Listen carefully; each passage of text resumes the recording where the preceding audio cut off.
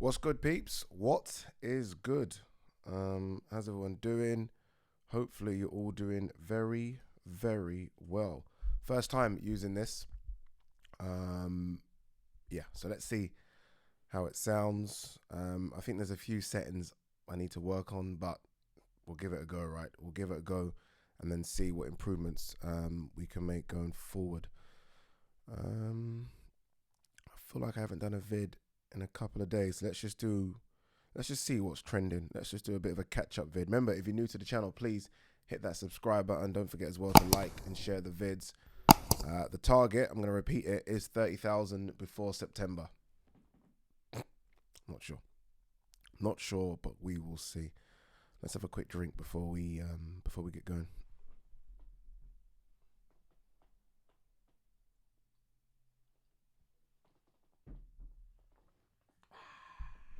Lovely, lovely.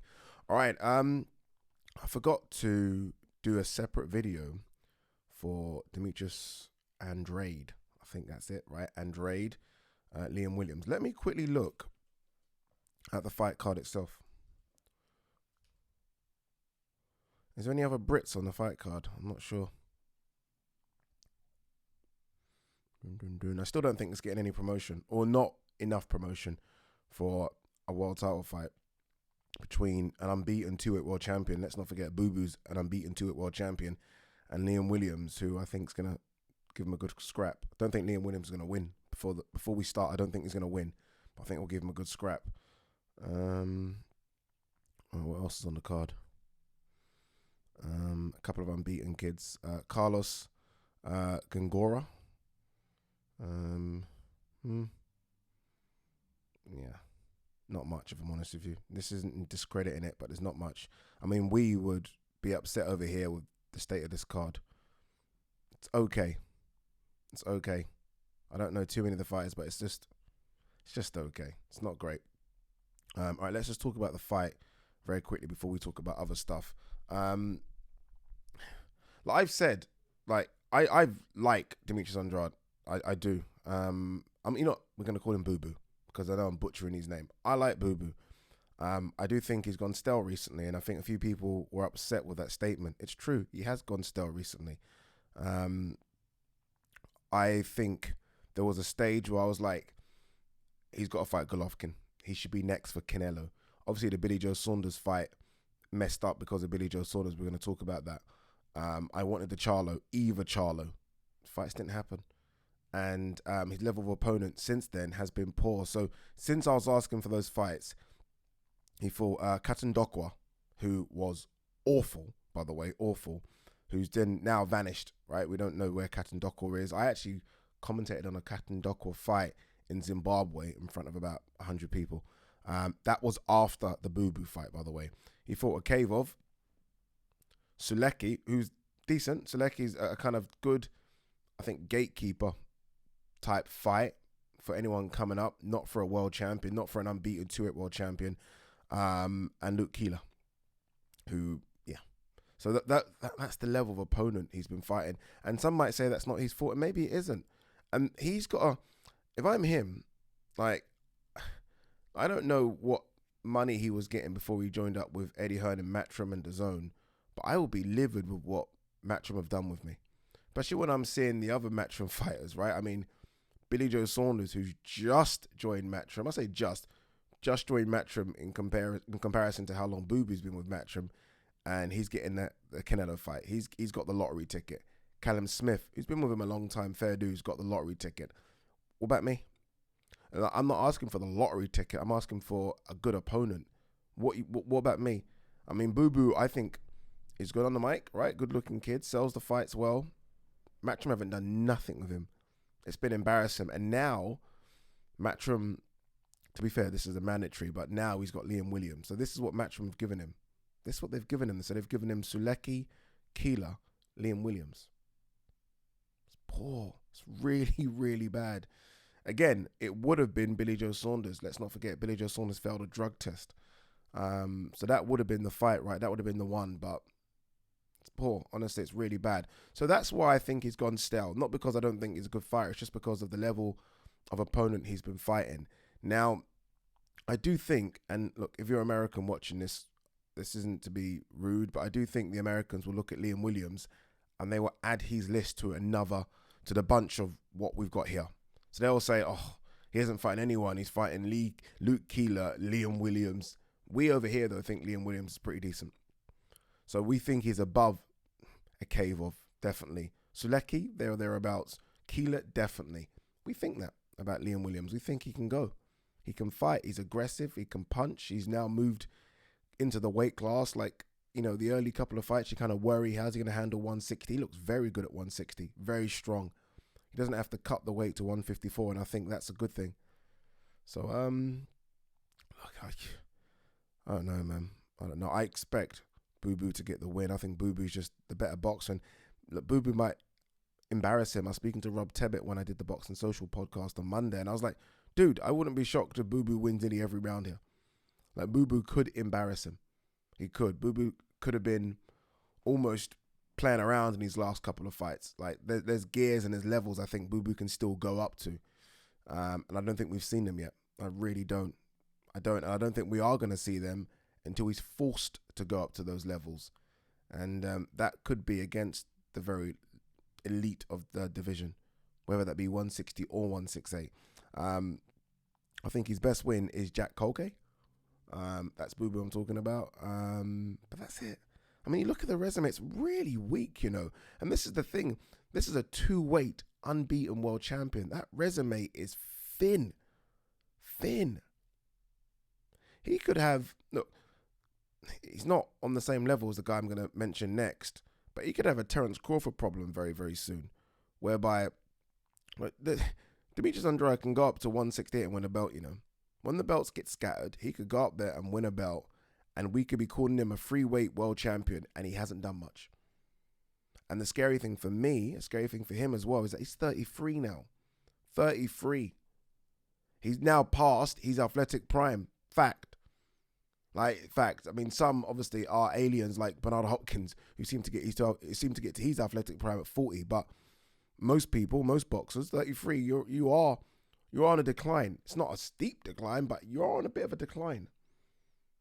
So look, we'll see if there's a big fight on the horizon, but there doesn't seem to be, does there?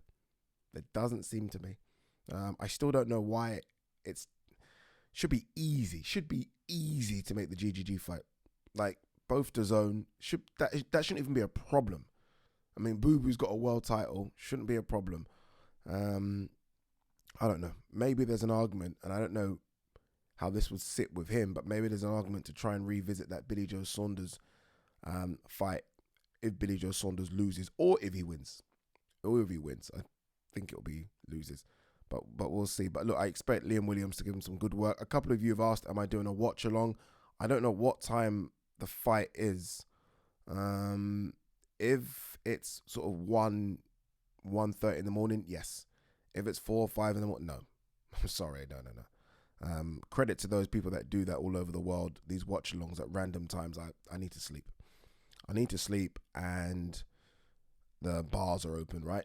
You can sit outside, so I'll probably be there. But good luck to Liam Williams. Let's see what he can do. I think Boo Boo's there for the taking, but I don't think Liam Williams is the guy that's going to do the taking. I don't at all. All right, let's see what other news there is before we move on. What's this? Porter on facing Conor Benn. I don't think there's too much to gain for me. He's right. What is there to gain? Peeps?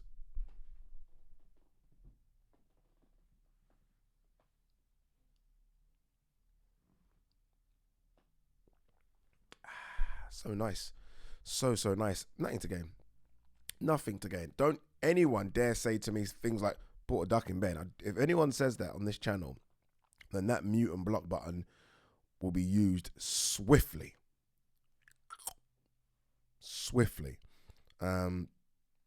Yeah, there's nothing to gain, man. I think that was like me and Gareth A. Davis completely disagreed on the boxing show we do. He thinks it's a good fight for Conor. Like, you know, no, he didn't think Conor would win. He wasn't saying that, but it was like, it's a good fight for Conor. I was like, no chance. Absolutely no chance. Like, Shawn Porter's still very, very legit. So not for me. It's going to be very interesting to see what they do with Ben. Like, they must be thinking right now, what do we do with him? What do we do with him? Because he's now ascending, isn't he? Especially if there are crowds back for his next fight, which I'm guessing there will be. Not packed, but crowds. You need a good name, right? You need someone, a good name of note. Step up now from Vargas. Very interesting as to what they do next. Yeah, but it's not going to be Porter. Porter's so legit. You know, when you go through Porter's resume, yeah, it's incredible. Like, win or lose, it's incredible. Let's have a quick look at Shawn Porter's resume. I should know this offhead, and I do know some of the fights. But literally for the last 10 years, he's been fighting top opposition. So it all started really, I want to say, okay, you know, let's say since 2013, right? So Devin Alexander, who he beat, so got the IBF strap, then smashed Paulie. Remember, he smashed Paulie so bad that I think Paulie was trying to insinuate that Shawn Porter was on something. Remember that? And I think Kenny Porter went mad. Then obviously the fight with Kell Brook, which is a majority decision. Some people think Kell Brook destroyed him. Go and watch the fight, a close fight. Then Broner. Remember Broner weight drained him to 145 pounds. Remember that? Beat Broner. Although Broner did get a knockdown in the last round, I think. Fought Keith Furman. Close fight. Lost it. Fought Berto. Everyone forgets that fight. Fought Berto. Beat Berto. Granados, who, you know, that's not a bad name for Ben, you know. Granados is still around. Beat Danny Garcia. Beat Ugas. Close fight with Ugas. Spence. And obviously Formella. Formella unbeaten at the time, but nothing. And now he wants Crawford. Solid resume. Jeez. Solid resume. So yeah, he has nothing to gain from fighting Conor Benn. Natasha Jonas wants best judges for Katie Taylor clash. Would object if not satisfied. Tough ask for this for Jonas, regardless of the judges. This might not even get to that. Tough ask. She's going to have to just be on her A game, because Katie Taylor literally knows one gear, and that gear is literally just constant, isn't it? It's constant. It's punches, pressure. And Jonas doesn't have the pop to, you know, to keep her off like a Pursoon did, for example. So be interesting to see what Jonas does. I spoke to her on Monday, very, very confident, but I mean, yeah. Katie Taylor's having a stellar sort of last 12, 18 months. You know, she's been busy, Katie Taylor. She spoke about wanting 5 fights, almost like a Canelo-esque in sort of a 12-month period or a year, like 365-day period. Let's see what she can do. Eubank Jr., the end game for 2021 is Golovkin fight 100%.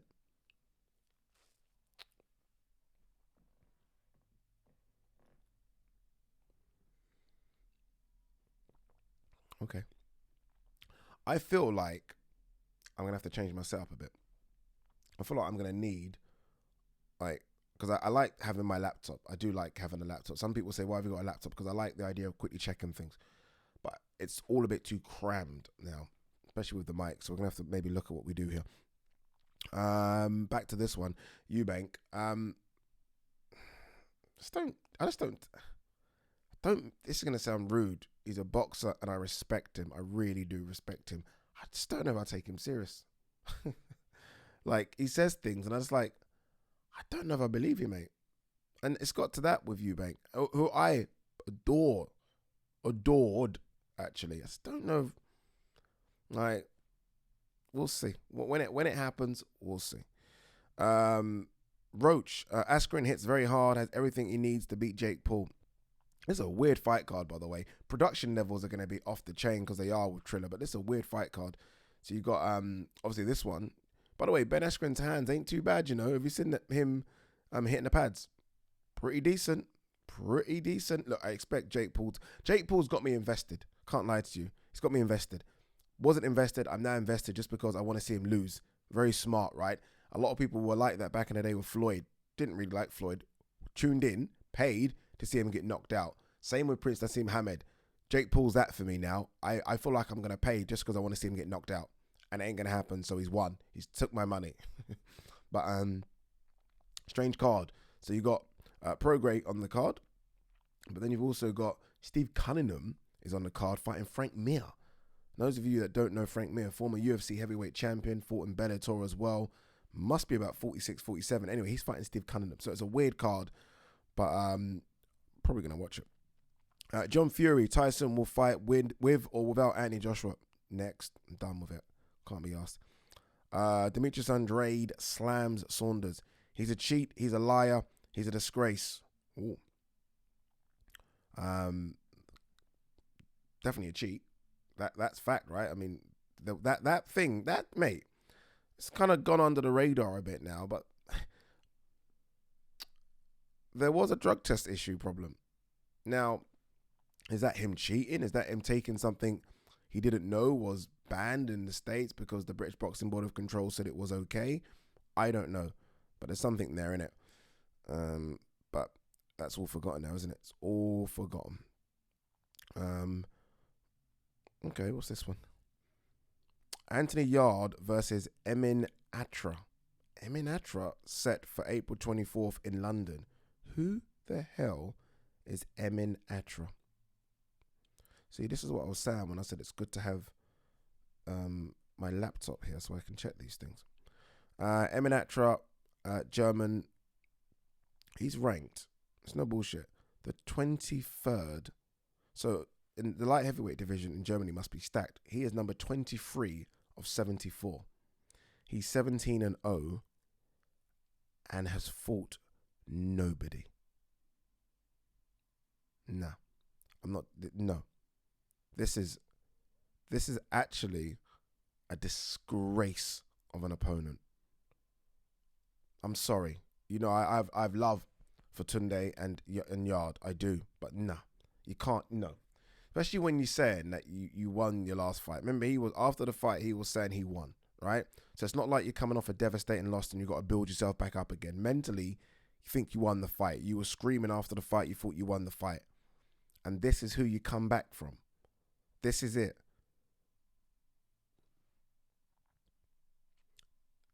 This guy that he's fighting has only ever, this is no bullshit, people. Check it out yourself. He's only ever fought one person with a winning record. So this guy fought a guy called Patrick Linkert, who was 6-16. Now, the winning record guy that he fought was Levin Shonia, who's 15-13. Before that, 6-40. Before that, 4-5. Before that, 18-26. Before that, 1-4. Before that, 7-15. Before that, 9-25. Oh, there's another winning record here, 21-14. Excuse me for missing it. Before that, 13-31. Come on, man. Come on. Come on. Now, I don't get with the BoxRec rankings, but he is ranked number 194 in the world when it comes to light heavyweights. This is not good enough. This isn't good enough. This is bad. I'm sorry, this is bad. Bad. No, man. No, this is...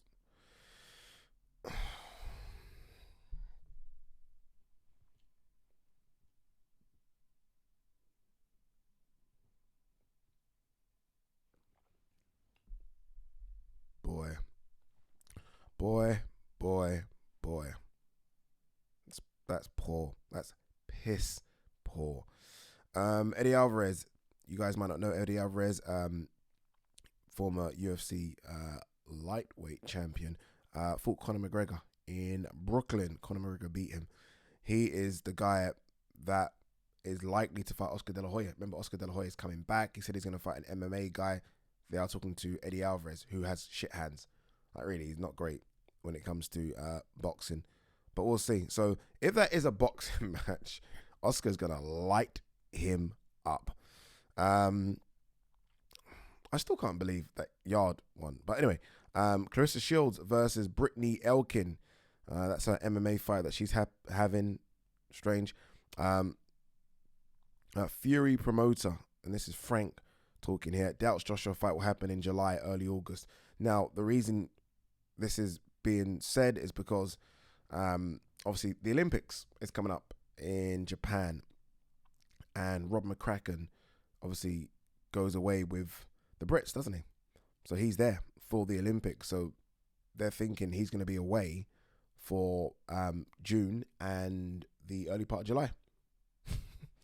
Yeah, somehow I feel like AJ Fury might be a bit more important, but could be wrong. David Haye also said something to Sky the other day. He said that it's going to take an astronomical amount of money for this fight to happen in July, and he thinks the fight's going to happen in November. Yeah, I'm over it. I'm done. Anything else we've got here to talk about? There he goes. Look, David Haye. I'll be surprised if Fury Joshua happens before November. Thank you for just ruining my day, Mr. Haye. Like right now, can we just like fuck it in it? Just make Fury versus White and make AJ versus Usyk. Fuck it. Let's just move on emotionally from it. If that all this is crap. Amir Khan saying I've got the energy to have one or two more fights. I think the thing at this age for fighters like Khan that have been in and around the sport as long as we have. Khan turned pro at like 17, right? Was it 17 or not? I think it was 17. No, it wasn't that. Couldn't have been that young. Anyway, whatever it was just after AFEN 2004. Jesus Christ. It's a long time ago. Khan's been a pro for a long time. So it's not a case of everyone says, oh, his chin's gone. He never really had a chin. It was just remember, the camps must just take it out on your body. Like, you must be done. Imagine all those camps trying to make weight, all the sparring. Oh my God. Let alone the fights. You know, fighters normally say the fight's the easy part. I don't really agree with that, but all that camps must just take it out on your body, man. So yeah, maybe he has got one or two more left, but it's a case of he might just start a camp and then just stop. There have been fighters that have done that, by the way, that have like started camps and then actually have retired during a camp. Like, done. Just can't do it. I just can't go to the well again. You're asking me to do something. My body just can't do it. I'm not responding. Let's just call it quits. And there are some that have actually, and I don't blame them, knowing that their bodies can't get through a camp, still just take the fight. David Haye versus Tony Bellew twice. David Haye must have known that his body is breaking up. Like, I can't do this. But you know what? Too much money on the table. Got to take it. There must have been instances like that, right? Not just David Haye, but loads of people.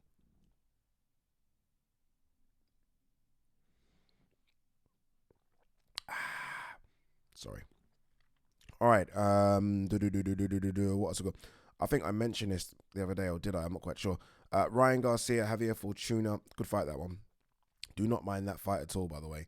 Some people have dissed it because Ryan Garcia was obviously calling that Gervonta Davis. That wasn't. Did you really think Ryan Garcia versus Gervonta Davis was going to happen next? Javier Fortuna's a solid opponent. Man. Eddie Hearn could see Park in line for title shot in 2022 if he beats Chisora. Yeah, right. Yeah, all right. Anything else? We'll end on this. Okay, end on a couple of bits here. Joshua, I want to give my fans what they want. I'll do whatever I can to deliver. Trainer on Conor Benn. The end product will be a world-class fighter. That's Tony Sims, I think, saying that. Possibly, right? Possibly. I mean, there's a very, very good if they match him correctly, I think there will be a good fighter in Conor Benn. If they match him correctly, and that's the problem, right? Got to match this guy correctly. So the Shawn Porter talks of the world, those kind of get put to the side for a second. There are a number of good fighters, like between 20 and 40, sort of in the rankings, like between 20 and 40, guys that have a bit of a name value. And what I mean by name value is that you can say, okay, he fought that person 2 fights ago, or he was a world title challenger in 2018. So you kind of tell the story that way. You don't need to, not at this stage, what was he, 18 fights in, you don't, and only 20 amateur fights as well. You don't need to look for the Shawn Porters of the world. You really don't. So many fighters that you can have. Has Andre Berto retired? I'm not trying to say as Andre Berto's a name for him, by the way, but is he retired? What's happened to AB? If he has retired, I mean, good on him. didn't hear it announced. I loved Andre Berto. I loved him when he was coming through. I was like, man, this guy's aggressive. He's fast. And then you realize there are levels to this boxing game. Levels. Look, still won a world title, but there are levels. But yeah. All right, guys. Let me know how the mic has sounded. We'll try and play with the settings if it's not too great.